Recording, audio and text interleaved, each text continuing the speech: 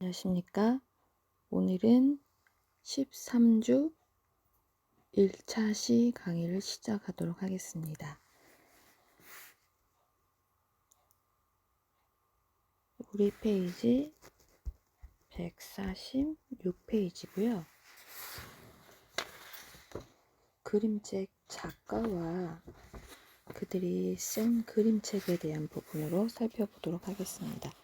첫 번째 작가는 존 버닝햄이라는 분이시고요. 존의 그 삶에 대해서 잠깐 리딩해드리면, 존 버닝햄은 1936년 영국에서 태어나셨고, 썸머힐 학교를 다니면서 자유주의 교육에 영향을 받으셨다고 해요. 그는 학교에서 친구들과 어울리지 않고 자기 혼자만의 세계에서 지내는 아이였고, 청년 시절에는 자신을 지키고자 병역을 기피하기까지 이제 독특한 이력의 소유자라고 합니다. 1954년 프렌즈 앰뷸런스 유닛이라는 범세계적인 공익단체에 봉사활동을 했고, 1956년부터는 센트럴 예술학교에서 본격적인 미술 공부를 시작했다고 합니다. 당시 유행하던 청년 문화에 따라 병역 대신 이탈리아, 이스라엘 등지에서 농장일, 또 슬럼과 철거 작업, 학교 짓는 일 등을 하셨고요. 1960년대 초 영국으로 돌아와 운송회사와 포스터를 그리다가 어린이 그림책 작업을 시작하였고, 곰 사냥을 떠나자 같은 그림을 그린 헬렌 옥슨버리와 결혼하여서 아들과 딸을 두었다고 해요. 와, 부부가 그림책 작가였군요. 깃털없는 기러기 보르카, 건피 아저씨의 뱃놀이, 케이트 그린 어웨이상을 수상하였고, 야, 우리 기차에서 내려. 이 책도 애들이 되게 좋아해요. 내 친구 커튼이, 우리 할아버지, 장바구니, 지각대장 존, 구름나라, 사계절, 크리스마스 선물, 알도, 셜리아 물가의 가지마 등의 작품이 전 세계 독자의 사랑을 받고 있다고 합니다.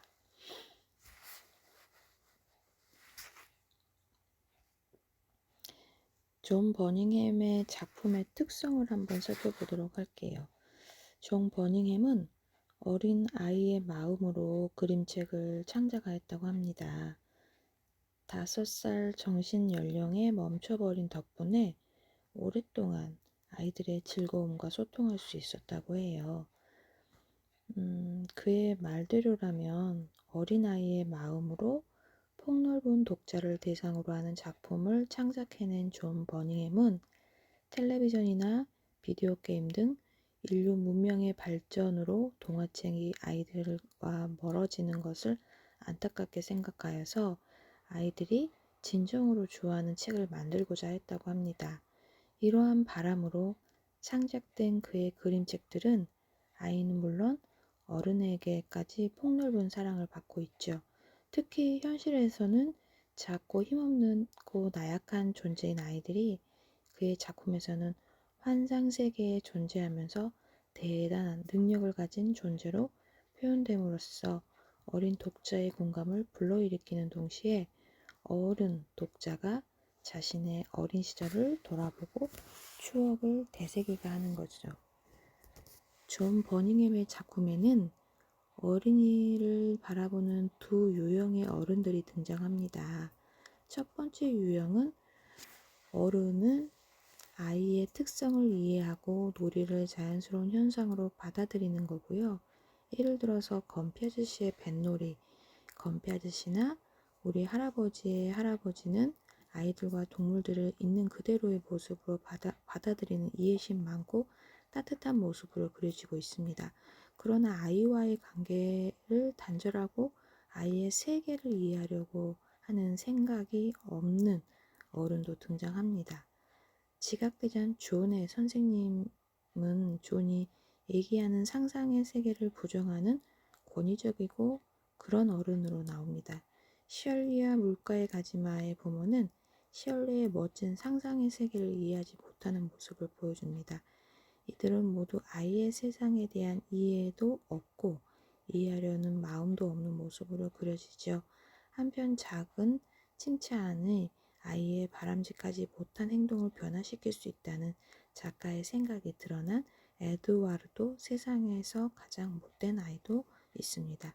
아이와 어른의 모두 작가의 작품을 통해서 어른과 아이가 소통하는 모습을 경험할 수 있죠.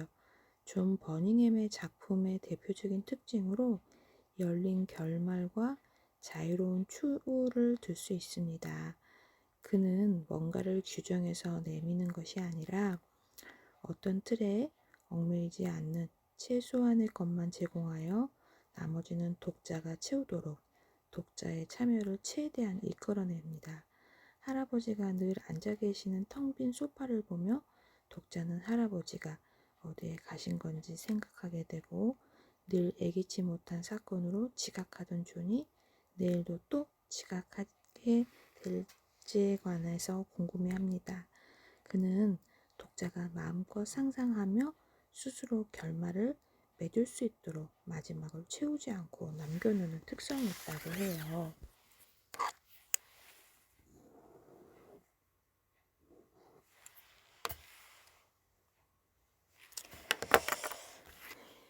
열린 결말 끝내요. 존 버닝햄은 콜라주 기법, 사진과 색연필, 물감 등 다양한 매체를 사용하여 그림을 그립니다. 붓의 라인으로 강약을 조절하고 펜으로 섬세한 선을 그렸고 여백과 다양한 색감의 배경으로 심오한 주제의 작품을 간결하고 자유롭게 표현하고 있습니다.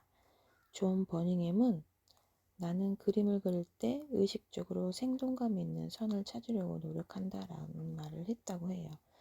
생동감 있는 선이 어떤 것인지 단정하기는 어렵지만 단조로운 테두리는 재미가 없고 살짝 잉크에 담근 펜으로 누르는 정도에 따라서 다양한 종류의 선을 얻을 수 있는 기법을 설명한다고 합니다.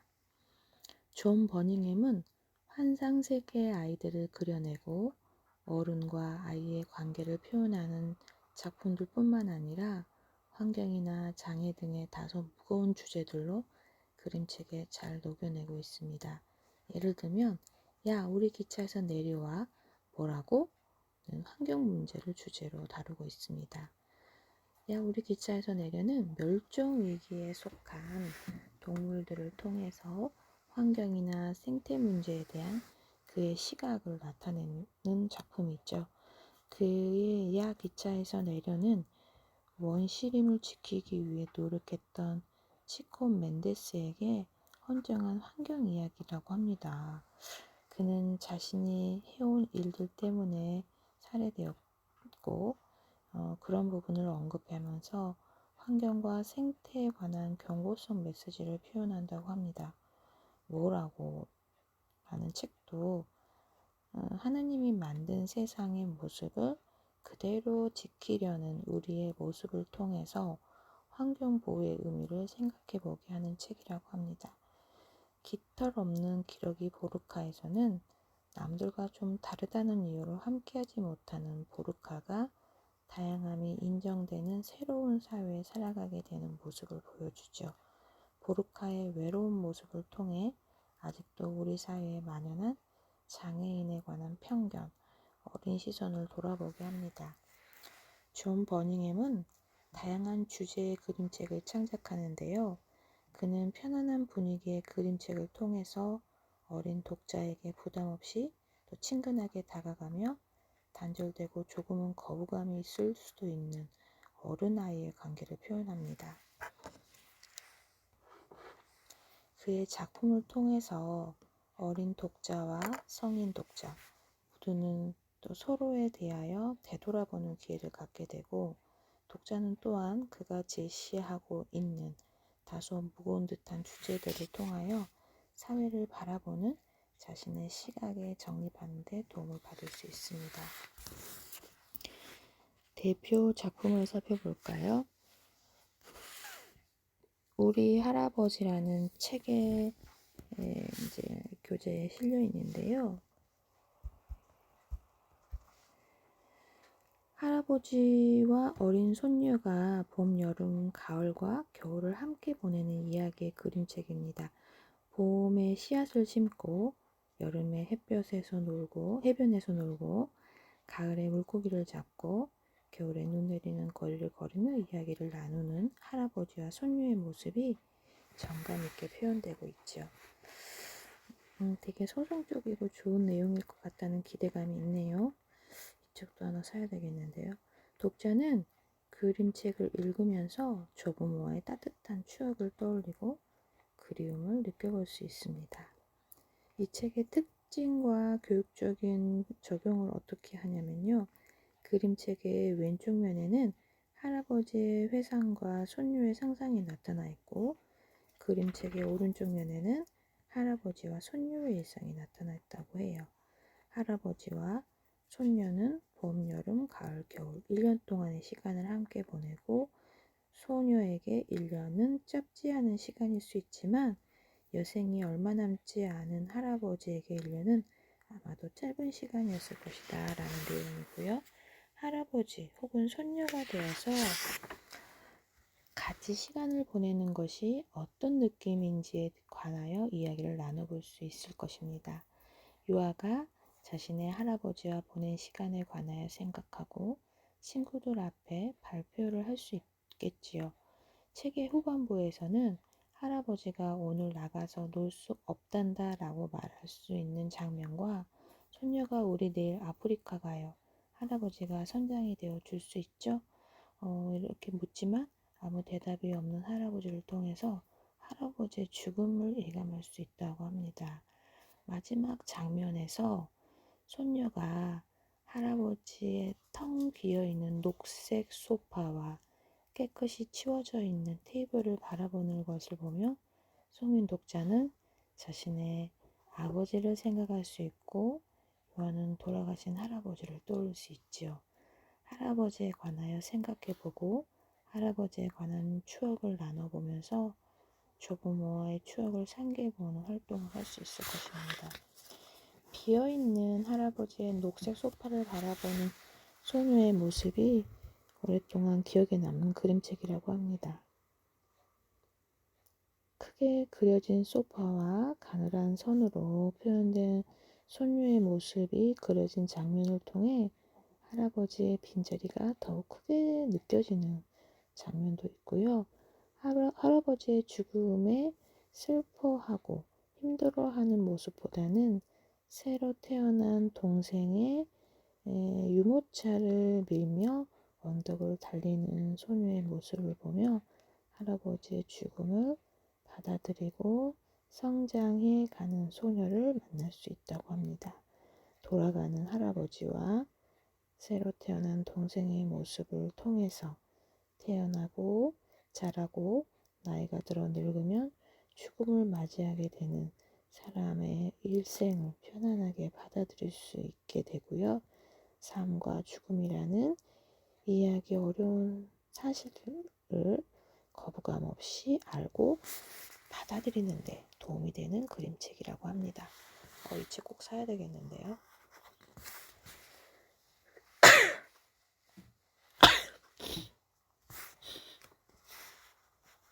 울컥했더니 재채기가 나오네요. 동생이 태어날 거야.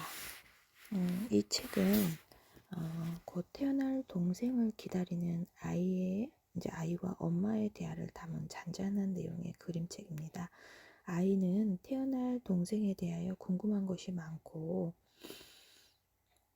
동생이 언제 태어나는지, 이름은 무엇이라고 할 것인지, 동생이 다음에 커서 무엇이 될 것인지에 대해 알고 싶어 한다고 해요. 아이는 엄마와 함께 동생이 커서 무엇이 될지를 상상하면서 때로는 질투 어린 대답을 하기도 하지만 엄마와 대화하면서 점차 동생의 존재를 받아들이게 되는 내용이라고 해요.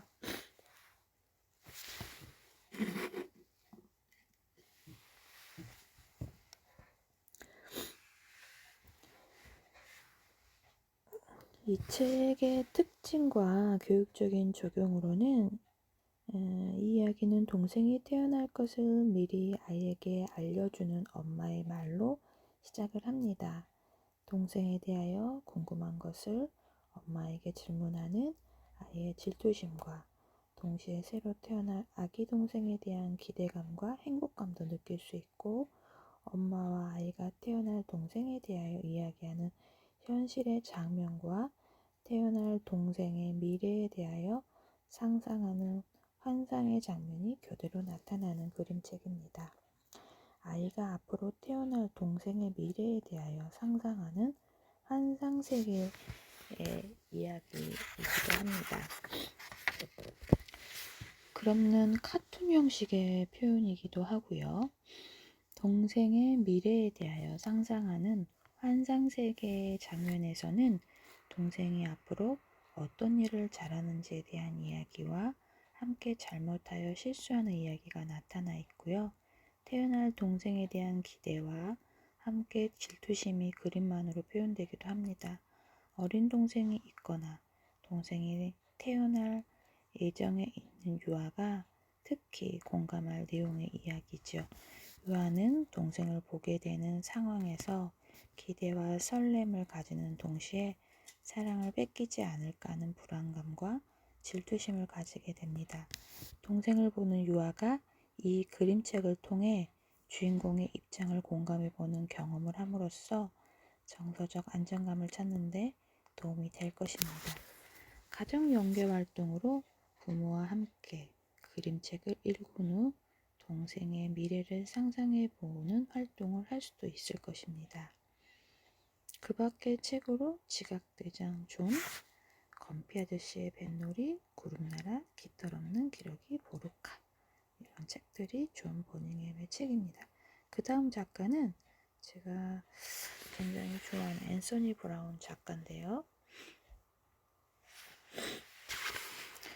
앤서니 브라운은 1946년 영국 셰필드에서 태어난 분이시고, 형과 함께 상상력을 키우며 성장하였고, 아버지와 선생님의 영향으로 문학과 그림에 관심을 가지게 되셨다고 해요. 리즈 미술대학에서 그래픽 디자인을 공부하고 졸업한 후 의학 일러스트레이터로서 섬세한 작업을 해본 경험으로 인해서 고릴라의 털을 하나하나 그리는 등 섬세하고 정교한 작품을 창작하게 되었고, 카드 디자이너로서의 다양한 디자인을 하게 되면서 보다 넓은 화풍을 가지게 되었다고 합니다. 앤서니 브라운은 작품의 초현실적인 상상력을 담기를 원하였고요. 르네 마르그리트의 작품에서 영감을 받은 그는 전 세계 아이들에게 많은 사랑을 받는 그림책을 창작하였습니다. 세밀한 묘사와 정갈한 구도로 진지한 주제를 유머러스하게 표현하는 앤서니 브라운은 고릴라, 돼지책, 동물원, 우리는 친구, 우리 엄마, 기분을 말해요와 우리 아빠가 최고야 등의 아이들과 어른들의 모두 좋아하는 작품을 창작하게 됩니다. 고릴라로 케이트 그린 어웨이상, 커트 매슐러 상을 받았고, 동물원으로 케이트 그린 어웨이상을 수상하였고, 한스 크리스티안 안드레센 일러스트 부분상도 수상했다고 합니다. 작품의 특성도 한번 살펴보도록 하겠습니다. 앤서니 브라운은 어린 시절의 경험을 통해 아이들과 어른들 모두에게 많은 사랑을 받고 있는 그림책을 창작합니다. 작품을 접하는 모든 독자에게 감동을 주고 의미 있는 이야기를 전달한다는 평가를 받는 그의 작품은 완벽한 구성, 간결하면서 유머가 넘치는 글, 정밀한 그림과 상상력을 통해 세상의 권위와 편견에 대해 생각을 하게 하면서도 긍정적이고 낙관적인 결말을 맺으면서 독자가 편하게 작품을 접할 수 있도록 하는 장점이 있는 작가이기도 하네요. 그의 대표적인 고릴라는 마술, 소망 실현, 어린이를 돕는 동물들의 전래 동화 요소와 함께 자녀와 시간을 보내지 않고 직장과 일에 몰두한 아빠의 모습과 같은 현대사회의 특징적 요소도 내포하고 있습니다. 고릴라에서 집과 상상 속 두 가지 세계에서 표현하는 아빠를 갈망하는 한나와 냉담하고 이제 반응하는 아빠의 모습은 현대사회의 부모 자녀 관계의 단절된 모습을 잘 드러내는 부분이 있습니다. 현대사회의 특징적 요소인 아빠의 일, 신문, 텔레비전 등은 한나의 정서적 불안정과 불만스러운 생활의 이제 원인이 되지만 결국 주인공 한나는 이러한 불만족스러운 상황을 따뜻한 환상의 세계를 경험하면서 해결하게 되지요. 돼지책에는 가정에서 가사노동에 시달리는 여성의 불평등한 현실이 나타나 있는 부분이 있습니다. 아버지와 두 아들을 한꺼번에 이제 등에 업은 엄마의 모습이 그려진 표지를 통해 주부의 고된 삶을 엿볼 수가 있었고, 엄마에게 요구만 하는 아버지와 두 아들을 결국은 돼지로 변하고 집을 떠난 엄마를 기다리면서 엄마의 소중함을 깨닫게 되고, 또 그림책의 모든 장면에 돼지 문양과 변형된 명화들이 들어가 있고, 가족을 위협하는 창문 밖의 늑대 그림자에서 앤서니 브라운의 그림의 특징인 초현실적인 기법을 볼 수 있다고 해요. 여러분 보셨나요? 이 그림책에도 긍정적이며 낙관적인 것을 선호하는 그의 취향이 행복한 결말을 통해 표현되었고, 결국 가족은 각자 일을 분담하고 사이좋게 맡은 일을 하면서 행복한 일상을 지내게 됩니다. 섬세함과 상징이 특징적인 작품입니다. 홀로 집에 남아있는 아이의 두려움과 공포심이 묘사된 작품인 달라질 거야도 홀로 남아있는 아이의 두려운 마음을 느껴보는 동시에 앞으로 많이 변할 거야 라고 말하고 떠난 아빠의 말이 무슨 의미를 찾아보는 재미가 있는 그림책이기도 하죠. 속지 첫 장에 나오는 도자기 접시 시계를 보는 아이의 모습에서 부모가 금방 돌아오기를 기다리는 아이의 바람과 막연한 두려움을 느낄 수 있습니다. 엄마를 데리러 간 아빠를 기다리면서 집안 곳곳의 물건이 변하기 시작하는 것을 느끼고, 기분이 이상해서 집 밖으로 나가니 그곳의 모든 것도 변하기 시작합니다. 다시 방으로 들어가 문을 닫고 불을 끄는 순간 새로 태어난 여동생을 데리고 아빠와 엄마가 집으로 돌아오죠. 텔레비전 위에 가족 사진과 텔레비전 화면의 변화, 그림책 다음 장의 흑백 사진 등 속에서 연분홍색 아기 돼지 한 마리가 늘어나 있는 변화된 것을 찾아보며 책 읽기 재미를 경험할 수 있죠. 그 밖에도 전 세계 독자에게 많은 사랑을 받고 있는 앤서니 브라운 작품들에는 상징과 극사실주의 기법 그리고 초현실주의적 내용들이 많이 나타나 있습니다. 그리스 로마 신화의 피그말리온 이야기를 모티브로 사랑의 생명을 표현하고 있는 터널에는 돌이 된 오빠를 끼워넣음으로써 다시 생명의 기운을 불어넣어주는 여동생이 나온다고 합니다. 저는 아직 터널을 본 적이 없어서요. 동물에 비하여 이성적인 척하는 사람들 속으로 비합리성이 뒤틀린 인간형을 가진 아버지를 표현하고 있는 동물원에서 소리 지르며 동물을 바라보고 있는 사람들을 물끄러미 보고 있는 고릴라의 모습을 누가 동물의 우리 속에 있고 누가 관람하는 것인지에 관하여 생각하게 하는 되게 철학적입니다. 그래서 앤서니 브라운은 상상의 힘을 가지고 언제나 꿈을 꾸며 현실의 어려움에 대처해 가고 있는 작고 겁 많은 침팬지인 윌리가 주인공으로 등장하는 작품을 통하여서 어린이 독자에게 현실 세계의 어려움을 뛰어넘어 보다 넓은 세상을 향한 꿈을 간직하는 것에 소중함을 전하고 있다고 합니다. 되게 철학적이에요. 고릴라의 모습을 사람들이 물끄러미 보고 있고, 고릴라는 누가 동물원의 우리 속에서 관람을 하는 것인지에 대한 부분을 좀 철학적으로 표현하는 부분이 있네요. 그의 대표 작품을 한번 살펴볼까요?